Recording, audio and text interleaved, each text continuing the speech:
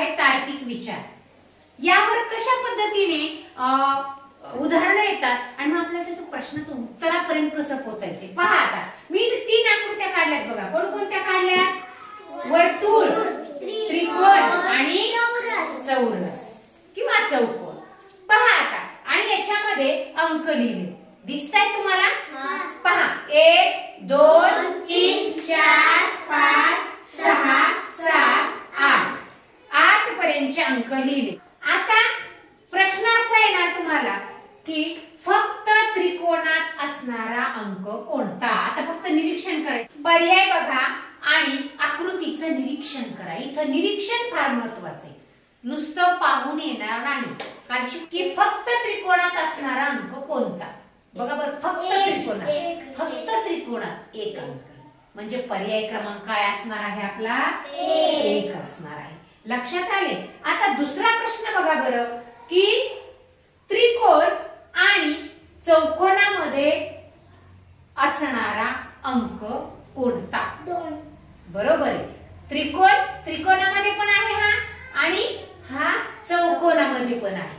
म्हणजे कोणता अंक आहे हा? 2. याच्यासाठी निरीक्षण फक्त चौकोनातील अंकाची बेरीज फक्त वर्तुळातील अंकांच्या बेरजेपेक्षा कितीने कमी आहे? आता बघा प्रश्न कसा आहे. इथपर्यंत वाचा परत एकदा. फक्त चौकोनातील अंकांची बेरीज इथपर्यंतच आपण नोट करूया. आता फक्त चौकोनातील अंकांची बेरीज किती आहे सांगा? फक्त चौकोनातील अंकांची बेरीज 9.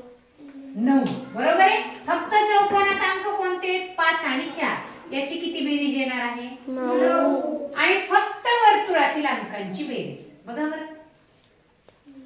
फक्त वर्तुळातील अंकांची बेरीज 14. आपण ते 14 इथं नोट करूया. आता परत प्रश्नाकडे जाऊया. फक्त चौकोनातील अंकाची बेरीज झाली 9. फक्त वर्तुळातील अंकाची बेरीज झाली 14. आता प्रश्नाकडे जाऊ. फक्त चौकोनातील अंकांची बेरीज फक्त वर्तुळातील अंकांच्या बेरजेपेक्षा कितीने कमी आहे? काय करावं लागेल बरं? वजाबाकी. कशाची आणि कशाची? या बेरजेची आणि या बेरजेची. किती येईल बरं? उत्तर किती? 5. उत्तर किती?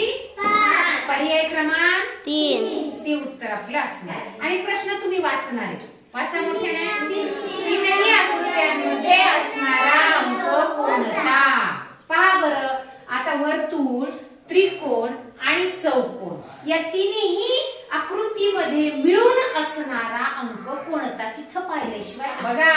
अनन्याने उत्तर बरोबर दिलेलं आहे. 7 या वर्तुळामध्ये पण आहे. बरोबर आहे.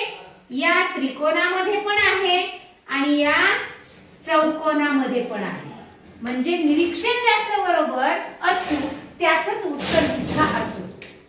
आता सांगा बरं मला वर्तुळ आणि चौकोनामध्ये असणारा अंक कोणता? 2. वर्तुळ आणि चौकोन यामध्ये असणारा अंक कोणता? 3.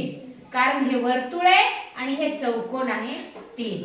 फक्त वर्तुळामध्ये असणारे अंक कोणते? 8 आणि 6. फक्त त्रिकोणात असणारा अंक कोणता? 1. फक्त चौकोन आणि त्रिकोणात असणारा अंक कोणता? 2. बरोबर आहे. म्हणजे या पद्धतीचे प्रश्न आपल्याला तार्किक विचार यामध्ये येतात आणि आपल्याला फक्त आणि फक्त त्यासाठी काय महत्वाचं आहे? आकृतीचं निरीक्षण. काय? निरीक्षण. छान. आता याच्यावरचा स्वाध्याय आपण सोडवणार आहोत.